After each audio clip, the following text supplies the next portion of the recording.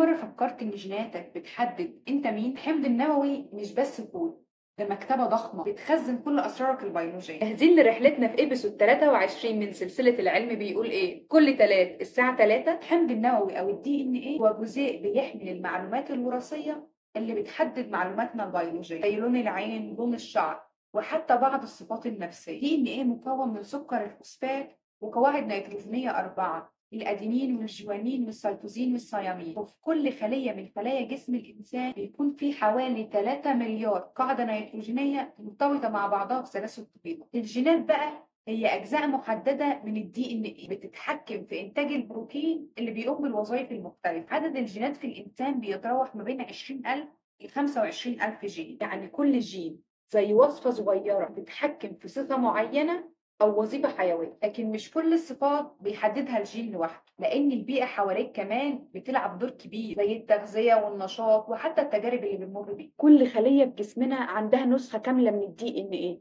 ما عدا خلية الدم الحمراء لأنها ما بتكونش عندها نواة أصلا. حتى التوائم المتماثلة اللي شبه بعض في كل حاجة في بينهم فروق طفيفة بسبب طفرات بسيطة اللي بيخلي كل توأم فريد من نوعه رغم التشابه الكبير. عن الحمض النووي هو اللي بيخزن أسرارك البيولوجية، يحكم جسمك من أول ما بتتكون في بطن أمك، بيستمر معاك طول حياتك. خطوة جديدة، درس جديد، وإحنا دايما مع بعض في رحلة المعرفة.